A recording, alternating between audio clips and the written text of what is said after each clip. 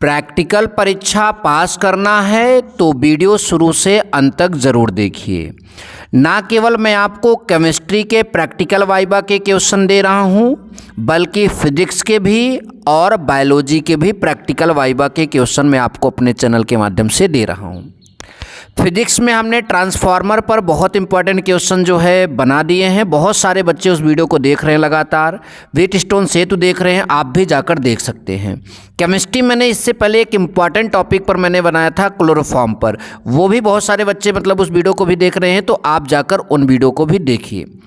आज के इस वीडियो में हम बात करेंगे यूपी बोर्ड एग्ज़ाम 2024 के लिए class 12th practical viva chemistry के एक मोस्ट इंपॉर्टेंट टॉपिक से पूछे जाने वाले क्वेश्चनों को, जिसका नाम है एथिल ब्रोमाइड।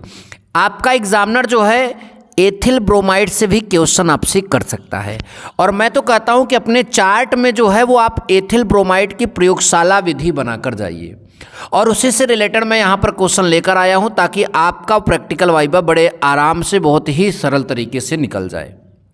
तो बच्चों, आपसे प्रैक्टिकल वाइवा में एथिल ब्रोमाइड से रिलेटेड एग्जामिनर आपसे क्या पूछ सकता है? तो भैया एथिल ब्रोमाइड आपका लिखा है तो सबसे पहले पूछेगा कि इसका अणुसूत्र क्या होता है। तो इसका अणुसूत्र तो आपको याद करना ही पड़ेगा, C2H5Br। C2H5Br इसका क्या होता है? अणुसूत्र होता है। IUPAC नाम भी पूछेगा क्योंकि ये कार्बनिक यौगिक है और कार्बनिक यौगिकों का IUPAC नाम पूछा ही जाता है। तो IUPAC जब नाम पूछेगा तो आप क्या बताओगे? देखिए, पहले IUPAC नाम लिखने के लिए हम लोग किसका लिखते हैं? इसमें अगर क्लोरीन ब्रोमीन आयोडीन रहता है तो सबसे पहले इसका लिखते हैं। ब्रोमीन को IUPAC में हम लोग ब्रोमो बोलते हैं। क्या बोलते हैं? ब्रोमो। तो ये हो जाएगा ब्रोमो। और 2 कार्बन का जो मूल शब्द होता है आपने पढ़ा होगा, वो एथ होता है, तो ब्रोमो एथ। और चूंकि इसमें कार्बन कार्बन के बीच सिंगल बॉन्ड है, अगर आप इसका स्ट्रक्चर बनाएंगे तो एन लगा देंगे, तो नाम क्या हो जाएगा? Bromo ethane. क्या नाम होगा? Bromo ethane. तो पहला क्वेश्चन आपका एग्जामिनर इस तरह से कर सकता है कि एथिल ब्रोमाइड का सूत्र बताइए। तो आप बताइएगा C2H5Br। IUPAC नाम क्या होता है बेटा? तो आप बताइएगा कि ब्रोमो एथेन इसका IUPAC नाम होता है। अच्छा, फिर दूसरा आपसे एग्जामिनर पूछेगा कि प्रयोगशाला विधि बताइए आप, कि एथिल ब्रोमाइड को आप प्रयोगशाला में कैसे बनाएंगे, किन किन चीज़ों से बनाएंगे और क्या करके बनाएंगे। तो आप बताइएगा कि सर हम एथिल ब्रोमाइड को प्रयोगशाला में बनाने के लिए एथिल अल्कोहल लेंगे, उसकी क्रिया पोटेशियम ब्रोमाइड के साथ सांद्र सल्फ्यूरिक अम्ल के मिश्रण में कराते हैं, अर्थात इस पूरे मिश्रण को गर्म करते हैं। तो देखिए, जब मिश्रण आप गर्म करोगे तो के आपका जो है OH के साथ निकलेगा, और साथ ही साथ ये क्षार और अम्ल आपस में क्रिया करके अलग हो जाएंगे, और ये Br इसमें बैठ जाएगा, तो C2H5Br आपका बन जाएगा।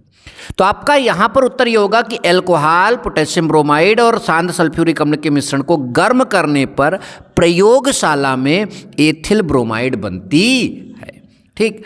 अगर आपसे पूछेगा कि इस प्रकार से जो एथिल ब्रोमाइड बनेगी उसमें अम्ल वगैरह है ये, तो इसकी अशुद्धियाँ रहेंगी, तो उसको आप कैसे शोधित करेंगे, उसको कैसे उसका शुद्ध एथिल ब्रोमाइड वहाँ से प्राप्त करेंगे? तो देखिए, ये Na2CO3 एक क्षारीय विलयन इसका ले लेंगे। क्षारीय क्यों लेते हैं? क्योंकि उसमें अम्ल की शुद्धि है तो क्षार से ही निकलेगी।